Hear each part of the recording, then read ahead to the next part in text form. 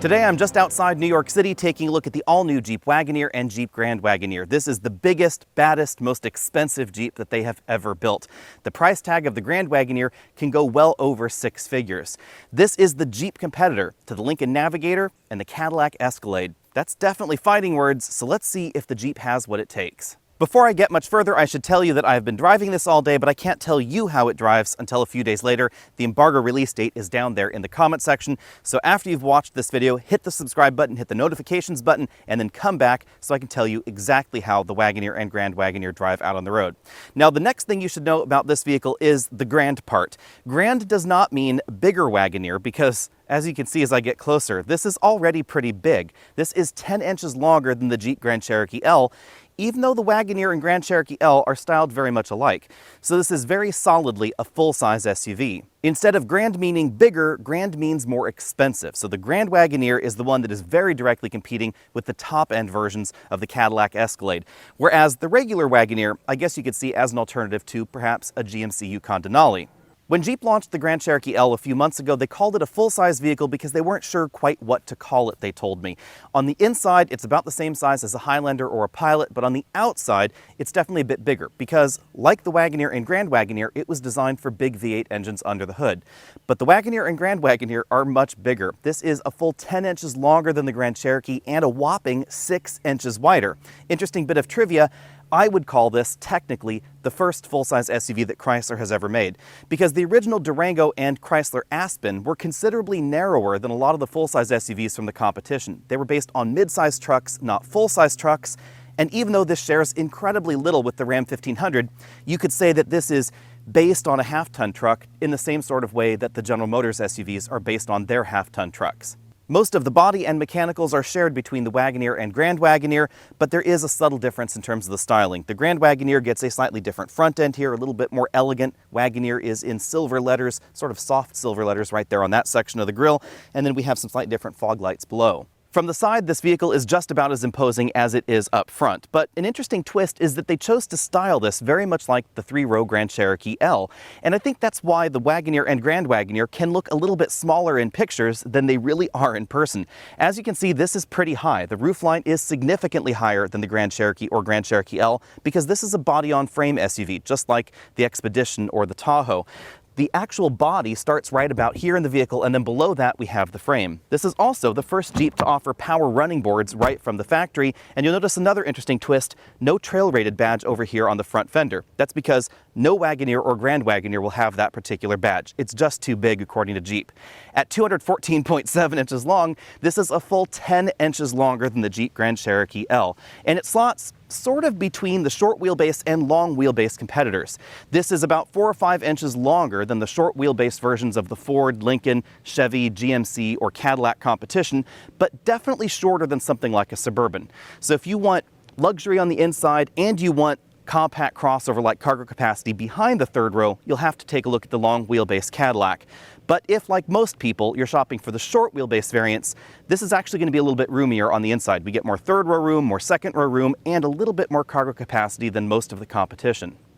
Be sure and let me know what you think about the styling of the Wagoneer and Grand Wagoneer down there in the comment section. My only complaints are that the pillars, specifically the B pillar and the C pillar, are body color painted even when you get the two-tone roof.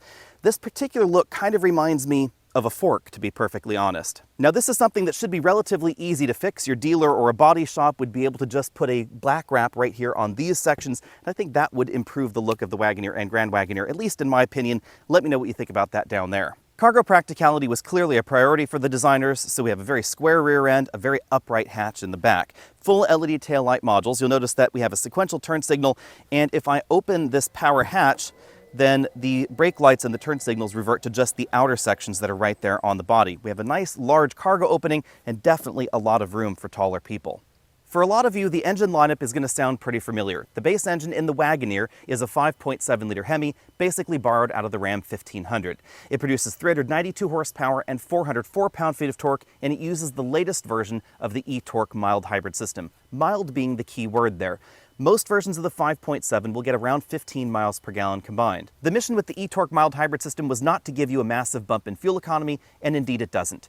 Instead, it was designed to smooth out the start-stop operation of the engine, and it certainly does that. Starting the vehicle up is definitely a lot smoother with the e-torque system, and it also gives you up to 130 pound-feet of extra torque. Now, it doesn't add to the engine's total torque, so it's not going to give you 534 pound-feet of torque. Instead, it gives you some torque fill at lower engine RPMs. Say if you're pulling a trailer, it'll make that start feel smoother, and it will also deliver a little bit of extra torque during gear changes at times where the drivetrain needs to bump torque up a little bit. The next engine is the one that I spent most of my time with today. This is standard in the Grand Wagoneer. It's a 6.4-liter Hemi V8. This produces 471 horsepower and 455 pound-feet of torque. This has basically been borrowed out of a variety of different SRT vehicles in the Stellantis portfolio, only you'll notice this produces a little bit less horsepower and a little bit less torque than in the SRT product line. The main reason for that is the intake manifold design and the exhaust manifold design that they tweaked in order to give this a bit more of a luxury car vibe. So this is certainly quieter, more refined out on the road. Obviously, your mileage will vary, but this particular model wears an EPA rating of 15 miles per gallon combined. In my recent video of the Grand Cherokee L, a lot of you were asking why is the tow rating below the Dodge Durango? The big reason is, of course, the Wagoneer and Grand Wagoneer. The 5.7-liter Wagoneer will give you 10,000 pounds of towing ability. Stepping up to the 6.4-liter V8 in the Grand Wagoneer will give you 9,850. This is the highest tow rating available in a full-size SUV at the moment. Now, why does the Grand Wagoneer have a slightly lower tow rating than the 5.7? It's all about payload. This is heavier because it has a lot more luxury bells and whistles on it, and that logically reduces the amount of payload ability, therefore reducing your towing ability. Speaking of payload, this particular model, according to the door sticker, comes in at 1,350 pounds. As you'd expect out of a vehicle with a six-figure price tag, the top-end seats are very, very comfortable. This is the Grand Wagoneer. You can tell because down there where seat controls would normally go, it says Grand Wagoneer and it's lit up. Instead, the seat controls are on the doors here. The seat offers approximately 24 ways of motion, including an extending thigh cushion, inflatable bolsters on the seat bottom cushion, and back cushion that can be adjusted independently. You can also adjust the curvature of the seat back. We have six-way adjustable headrests with a butterfly feature and available massage. We also have two-position memory over there on the doors, tilt telescopic steering column that is powered and memory linked as well. And the front passenger has exactly the same range of motion as the driver's seat, including the two-position memory and the massage feature. And then topping everything off, we also have power adjustable pedals. The Wagoneer and Grand Wagoneer are available as 7-passenger or 8-passenger vehicles. This is the 7-passenger model, and that's why I have an absolutely enormous center console here between the seats.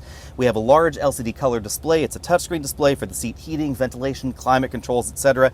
And then this model also has the 2-screen rear seat entertainment system. This is now running basically Amazon Fire. It's basically like you'd find an Amazon Fire Cube. There's a remote control here. I can pull up Netflix, streaming, Amazon Prime, Disney Plus, etc.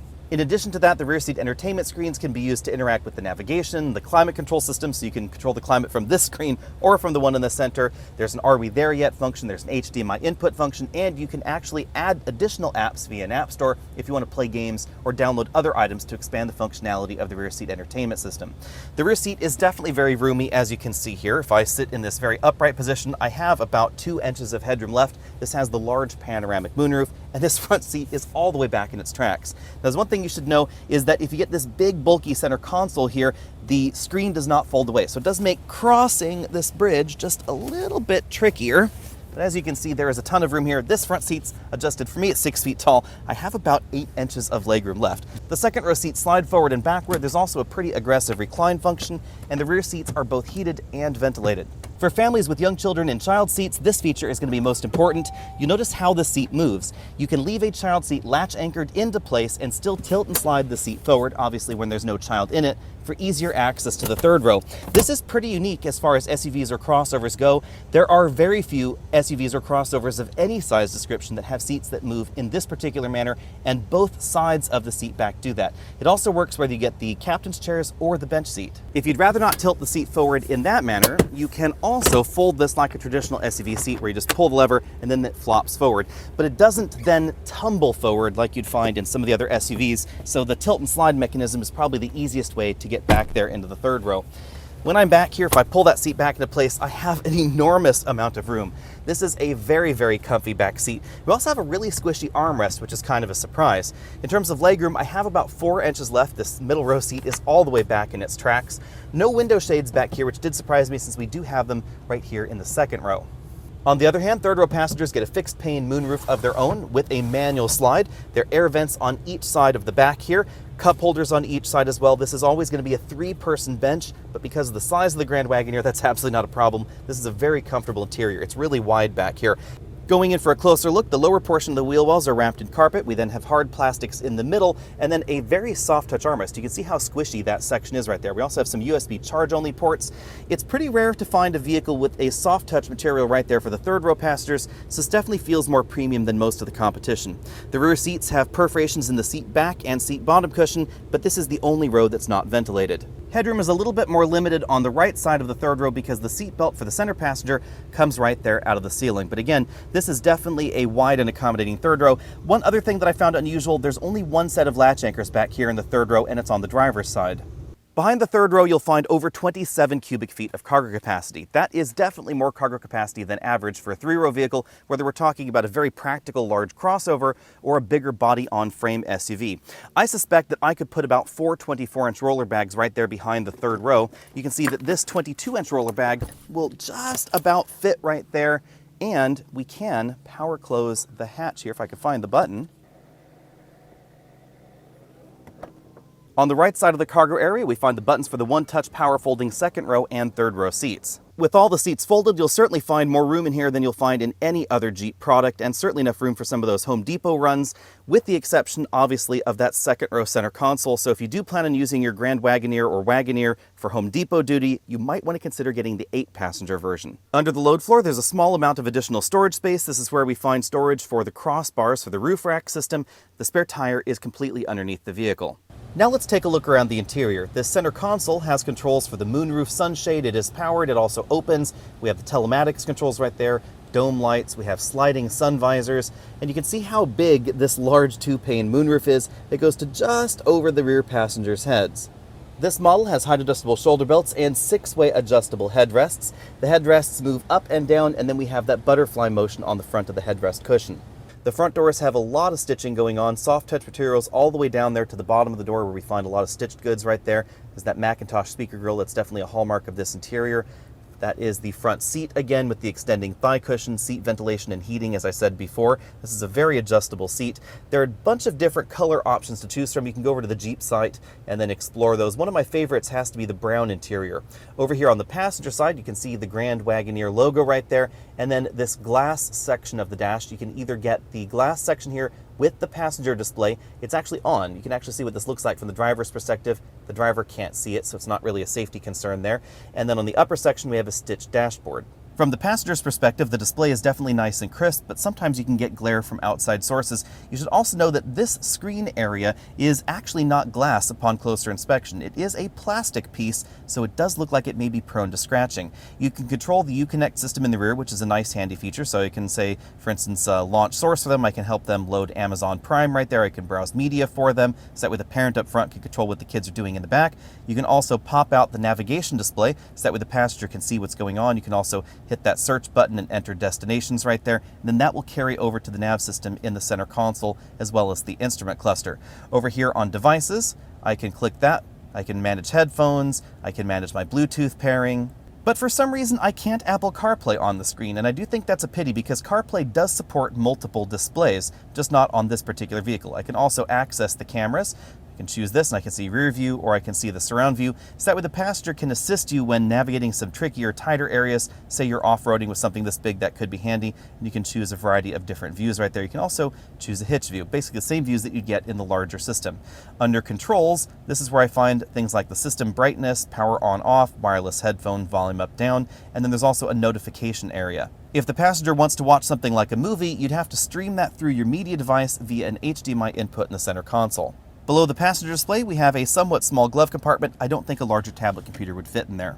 Continuing our look around, we have a large touchscreen infotainment system right here in the middle of the dashboard. This is running the same Uconnect 5 software that we see in a variety of different Stellantis vehicles. When you're using CarPlay or Android Auto integration, these buttons down here at the bottom, as well as at the top of the screen, stay with the system. That's a really nice touch because it allows you easy access to things like seat heating and ventilation. There are actually a bunch of different ways you can access that particular feature in this vehicle. You can do that on screen. You can do it off screen with these touch buttons here. And in another interesting twist, if I, for instance, wanted to ventilate ventilate the seat, but I only wanted the seat back ventilated or just the seat bottom ventilated, I have that option. I can't think of any other vehicle that allows you to split seat ventilation that way. I've seen that with seat heating, but not seat ventilation. I'm sure everybody will let me know down there in the comments section below. Under vehicle options, you have pretty much the things that you'd expect in a vehicle like this.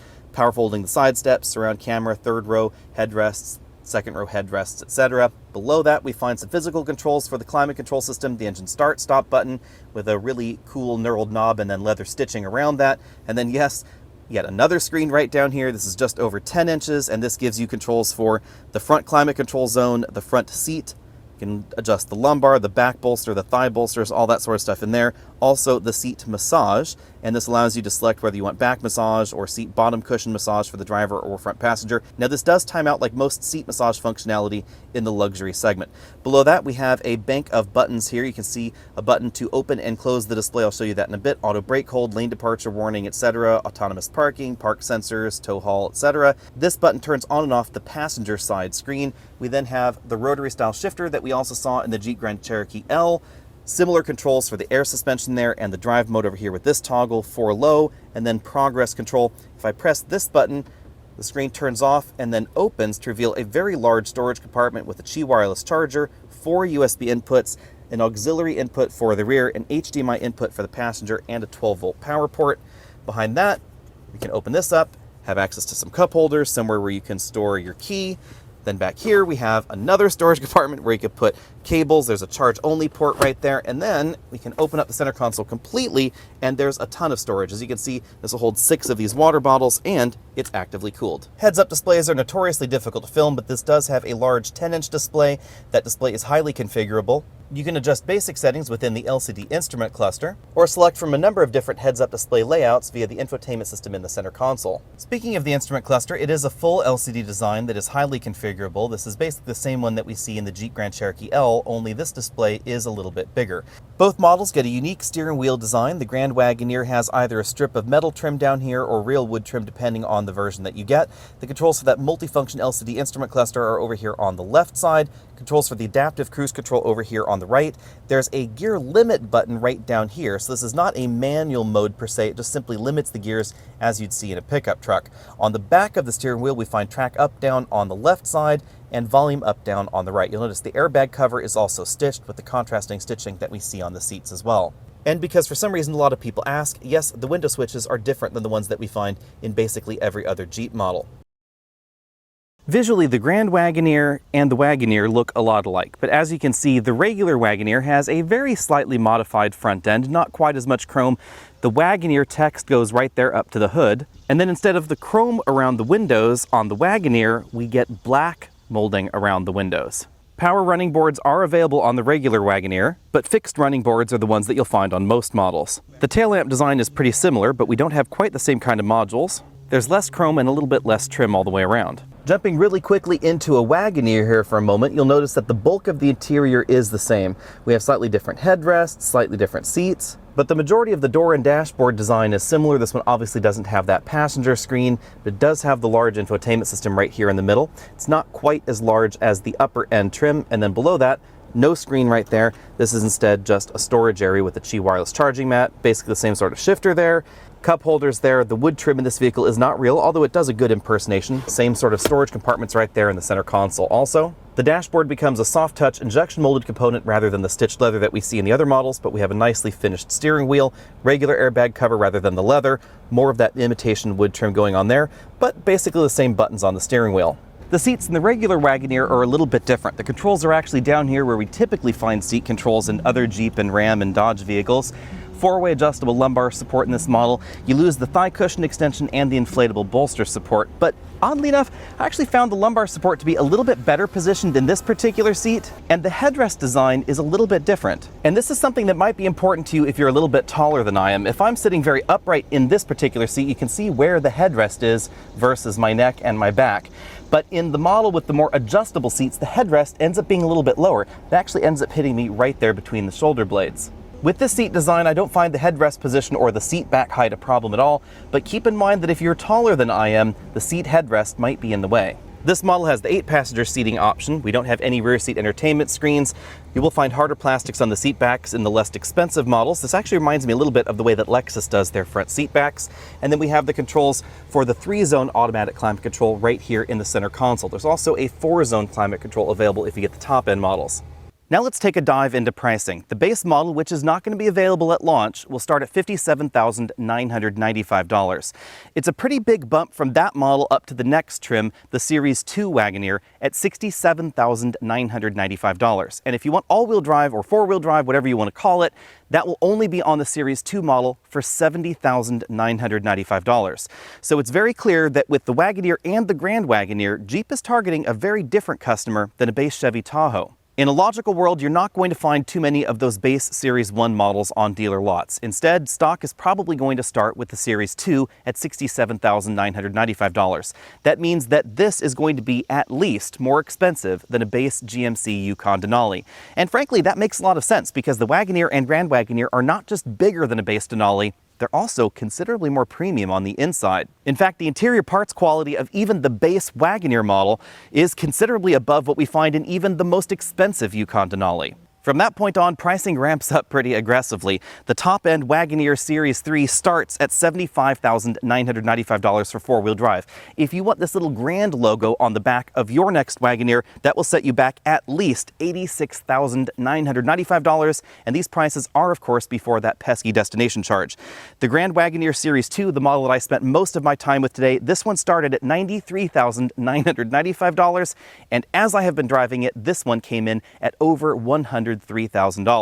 It's not the only six-figure Grand Wagoneer, however. The Grand Wagoneer Series 3 will start at $103,995,000, and that is going to give you all the bells and whistles, all the gadgets that you've seen in all the advertisements. The most important question that a lot of you were asking on social media is the one that is the most difficult to answer. Are the Wagoneer and Grand Wagoneer worth their price tags? A lot of this answer has to do with how you feel about the logo on the front of your next vehicle, or the lack thereof, because you'll notice that this does not say Jeep on it really anywhere. There's no Jeep logo on the front, there's no Jeep logo on the back, no Jeep logo on the sides, and even the wheels say Wagoneer.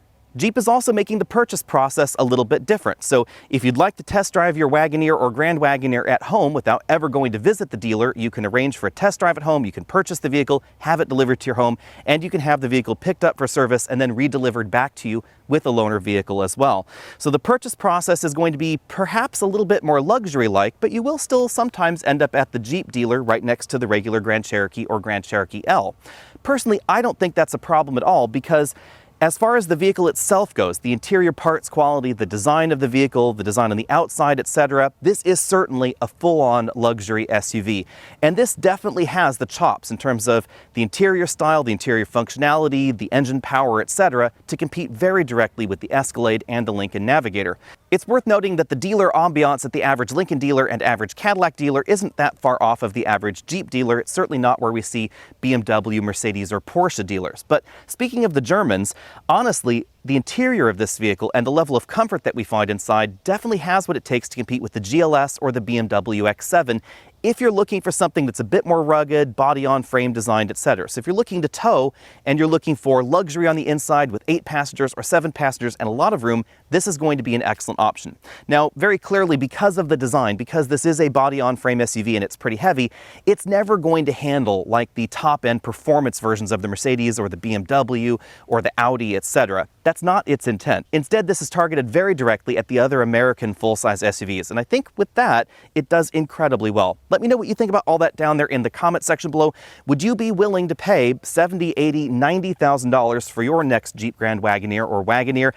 Personally, I think that if I had the cash, which I don't, mind you, need more subscribers, be sure and click that button down there, then I would definitely put the Grand Wagoneer on my shopping list. When I was taking a look at my Dodge Durango that I recently bought, I was seriously considering the Grand Cherokee L or the Wagoneer, but honestly, the price tag ended up being just a little bit too steep for me personally. I would love to know what you think about all that down there in the comment section below.